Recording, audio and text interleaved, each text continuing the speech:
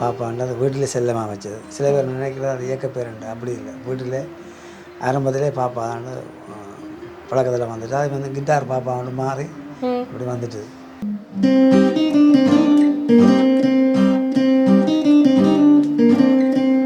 நீங்கள் எத்தனை வயசில் இதை 28 வயசுலாம் பழகுது.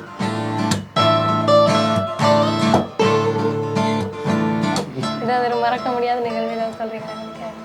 அது ஒரு மறக்க முடியாத சம்பவம். தப்பின உயிர் தப்பின முன்னுக்கு வந்து விழுது. அந்த துண்டு வந்து முன்னுக்கு விழுந்து நெருப்பு துண்டாக வந்து விழுது, பெரிய துண்டு. அப்படி இருந்த ஒரு மகனால் காணாமல் போயிருக்கல யுத்தத்திலேயே. அவர் போராளியாக தான் இருந்தவர். மாதிரி தலைவர் எல்லாம் வந்திருக்கிறாரா, சந்திச்சிங்களா? இந்த மாதிரி பல தடவை நிறைய அப்படி குரூப் அறிக்கைகளை கதைச்சிருக்கிறார்.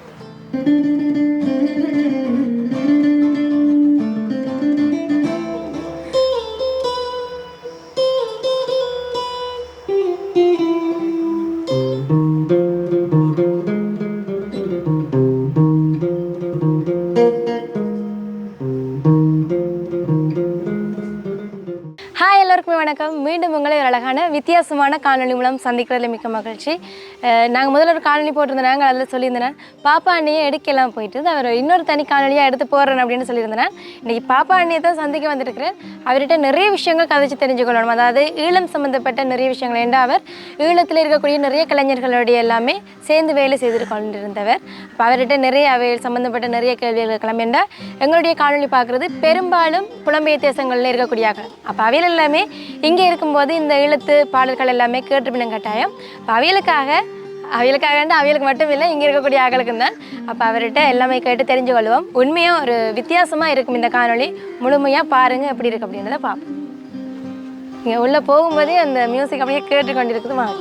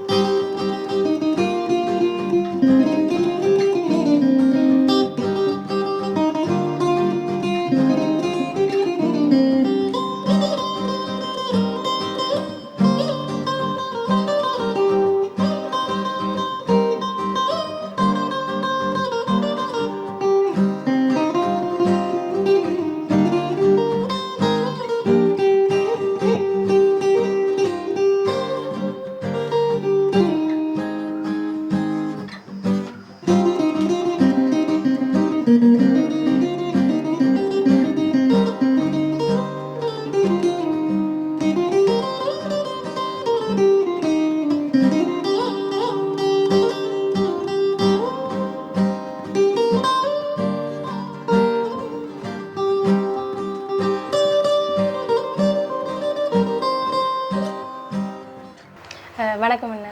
வணக்கம். இப்போ ஈழத்திலேயே புகழ் பூத்த கிட்டார் இசைக்கலைஞர் அப்படின்ற பாப்பா அண்ணன் என்று சொல்லக்கூடிய அமல்ராஜ் நீங்கள் தான் தெரிந்தவங்களுக்கு. நீங்கள் அப்படி சொல்கிறீங்களா? எனக்கு அப்படி தெரியல. எனக்கு பேர் டேனியல் அமல்ராஜன் சொல்கிறது.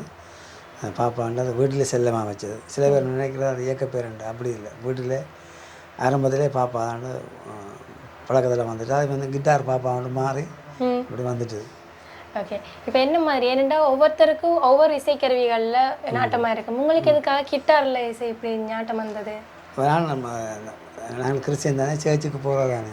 சர்ச்சில் ஆக்கள் ப்ளே பண்ணாங்க பார்த்து எனக்கு அது ஒரு ஈர்ப்பு வந்துட்டு.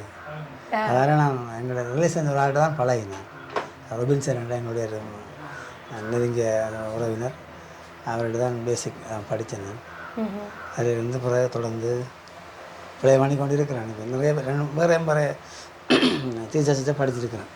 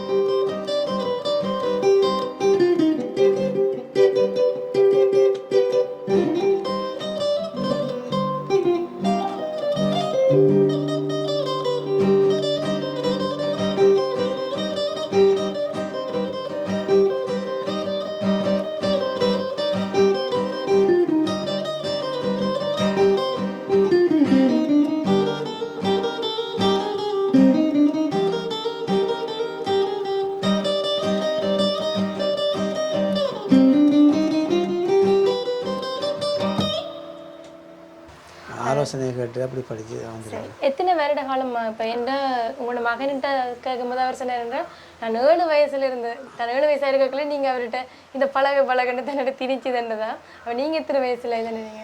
நான் கிட்டத்தட்ட 2 வயசு தான் பழகினேன். என்னென்னு சொன்னால் 28 வயசுலாம் பழகினேன். 91 அந்த ப்ரோக்ராமுக்கு ப்ளே பண்ண அளவுக்கு வந்துட்டு, அப்போ சில பேர் பாடகர் நான் அறிமுகமாகி கேட்டெடுத்த போயிட்டு நான் கிட்டார் ப்ளே பண்ண தொடங்கிட்டேன். அப்படியே வந்து அப்படியே 2 வரைக்கும் எல்லா குரூப்புகளுக்கும் வாசித்து கொண்டிருக்கிறேன். எத்தனை வருட காலம்? இப்போ கிட்டத்தட்ட 33 வருடம். 33 வருடம் எத்தனையோ கலைஞர்களோட நீங்கள் ஒர்க் பண்ணியிருப்பீங்க. நிறைய. இப்போ உங்களோட ஒர்க் பண்ண ஆரம்பத்தில் வந்து ஜிஆர் சுகுமாரன் சொல்லி தமிழ் எழுச்சி பாடகர். அவர் வந்து இதுக்கு மேலே அருணாவில் பாடிக்கொண்டு இருந்தவர். அவர் பிறகு தானாக ஒரு இசைக்குழு உருவாக்கி அவரோட ப்ளே பண்ணி கொண்டு இருந்தான். பிறகு சாந்தன், எஸ்சி சாந்தன், பிரபல தமிழோட எழுச்சி பாடகர் சாந்தன், அவை இருவரும் சேர்ந்து ப்ரோக்ராம் செய்கிற பொழுது நான் அதில் கூடுதலாக என்னுடைய நிறைய பங்களிப்பு இருந்திருக்கு. நிறைய தொடர்ச்சியாக. இப்போ சாந்தன் தான் கடைசியாக இறக்கும் வரைக்கும் நான் இப்போ வரைக்கும் சாந்தன் பேண்டில் இருக்கிறேன்.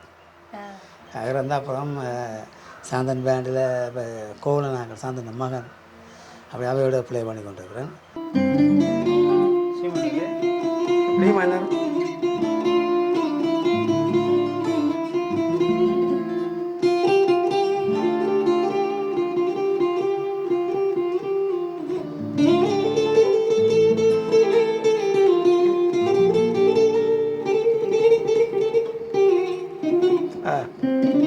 வாங்க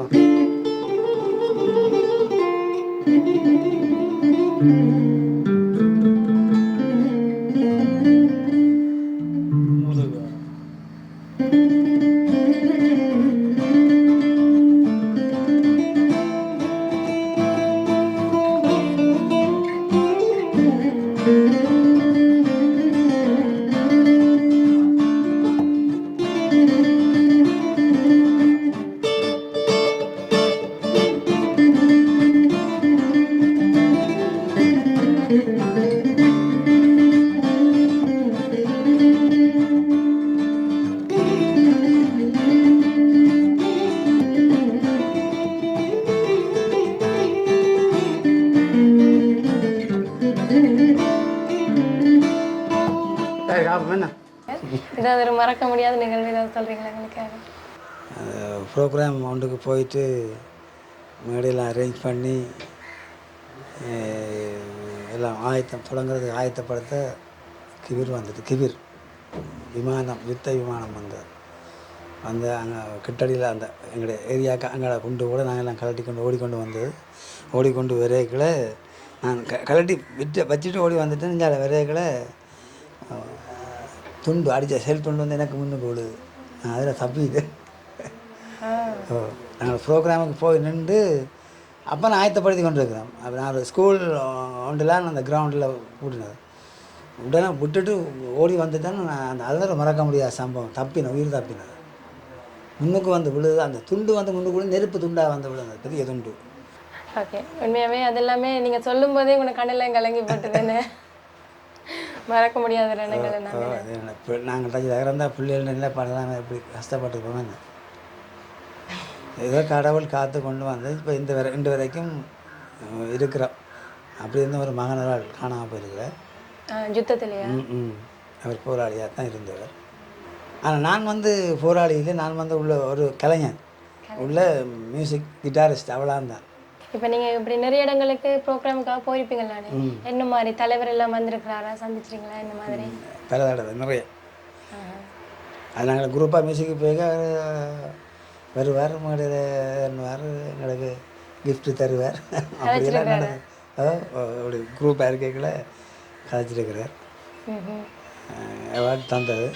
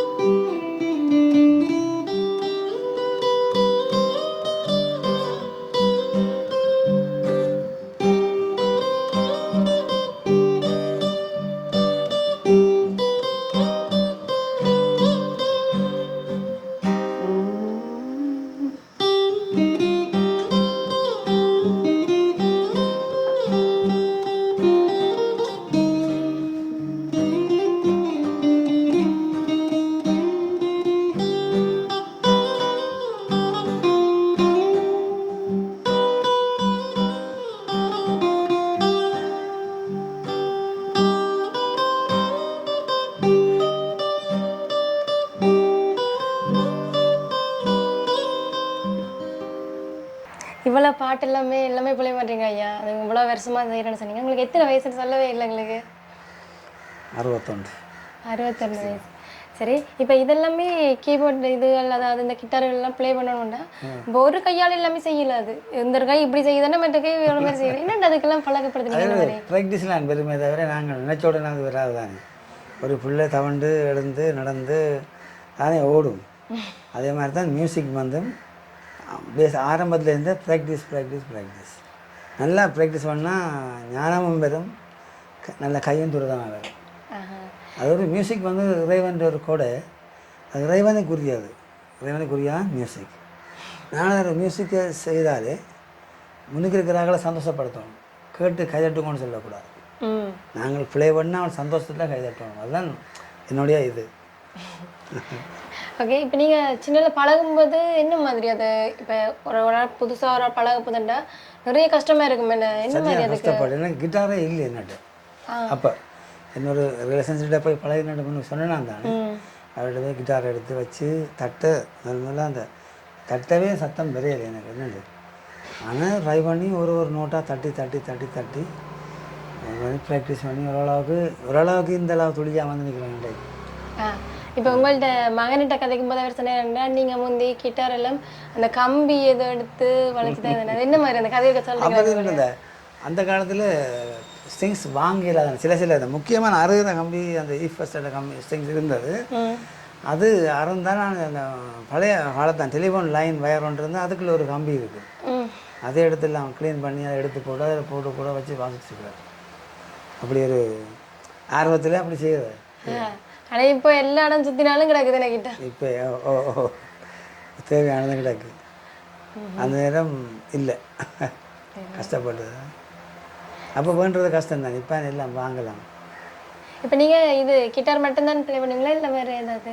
என்னோட கிட்டார் தான் நல்லா ப்ளே பண்ணுவேன். மற்றதெல்லாம் இயரிங்கில் சும்மா செய்வேன். ஓகன் கூட ஓரளவுக்கு கோட் பேக் எல்லாம் ஓவனில் தெரியும். மற்றபடியில் நான் அதில் ரங்கையில் எனக்கு இதுதான் எனக்கு தேவை, இதைத்தான் வச்சு வாசித்து கொண்டு இருப்பேன். இப்போ உங்களோட பிள்ளைகள் என்ன மாதிரி? அண்ணா ஒரு ஆள் தெரியும், மற்றவர்கள் என்ன மாதிரி? இப்போ எனக்கு 4 பிள்ளைகள். சரி, இப்போ என்ன மாதிரி நிறைய பிள்ளைகள் இதில் ஆர்வமாக இருக்குங்கம்மா கிட்டாரில் உங்களுக்கு கிளாஸ்? நிறைய கிளாஸஸ் இருக்குது. சில என்னென்னு சொன்னால் இந்த இப்போ இந்த பிள்ளைகள் வந்து இந்த கிட்டார் படிப்புக்கு ஒரு 10 பேர் வந்தால் சில இடம் ஒன்று தான் அதில் ஆர்வமாக படிக்கும். மற்றதெல்லாம் சும்மா கொண்டு இருக்கிறதுக்காக மாட்டேன். இந்த சோளில் முதுகில் அடித்து கொண்டு போகிறதும் பாருங்க, அது 2 அதை பேர் மேலே ஏற்றி கொண்டு வர்றதும் நடக்குது. நடைமுறையில் அதுதான் ஒரு நாட்டில் டவுனுக்கு அப்படி இந்த திரியைகளை பார்வைக்கு திரிகிறதா இருக்கே தவிர பழகிறதுன்றது 1-2 தான் வரும். எங்கேயும் 1-2 தான் நல்ல கட்டிக்காரனாக வரும். இருக்குது அப்படி இந்த பழைய 2-3 பேர் இருக்கிறாங்க கட்டிக்காரர். இப்போ நீங்கள் ஒரு பாட்டு ஒன்று வருது அப்படின்னா நீங்கள் அதை என்ன மாதிரி ப்ராக்டிஸ் எவ்வளோ நேரத்தில் அந்த ஒரு பாட்டு ஒரு கிட்டத்தட்ட ஒரு பாட்டு மெலோடி நான் ஒரு கேட்டுட்டேன்னா ஒரு 1 ஹவரில் அந்த பாட்டை நான் திரும்பி வாசிப்பேன். ஓரளவுக்கு அந்த இப்போதைய பாட்டுகள் தானே? இப்போதைய பாட்டு சிலது அந்த பழைய ஓல்டு சாங் வந்து எம்எஸ்வி இளையராஜா அந்த ரமன் சாங்கெல்லாம் கேட்க ஆசையாக இருக்கும். அந்த ஃபீலை கொண்டு வரும். அப்போ அதில் நிறைஞ்சு வாசிக்கலாம். இப்போ வர பாட்டுகள் ஓகே, அது இப்போத்தைய சுச்சுவேஷனுக்கு ஏற்ற மாதிரி, இப்போத்தைய பிள்ளைகளுக்கு ஏற்ற மாதிரி, நடைமுறைக்கு ஏற்ற மாதிரி அது ஓகே தான். நான் அதையும் வாசிக்கிறேன் தான். இப்போதைய பாட்டு ஏதாவது ஒன்று வாசிச்சு காட்டுறீங்களா எங்களுக்கு?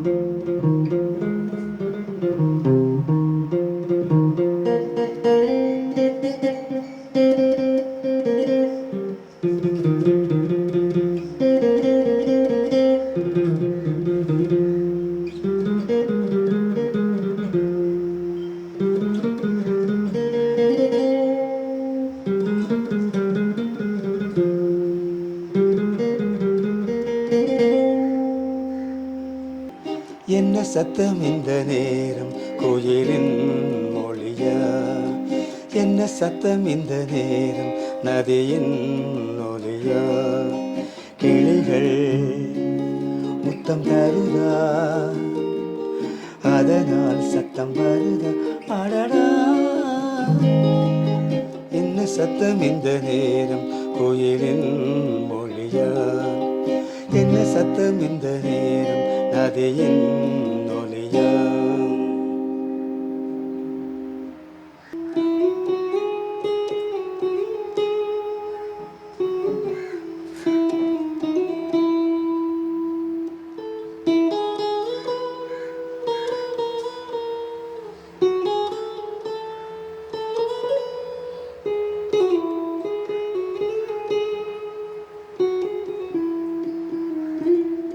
ஓகே.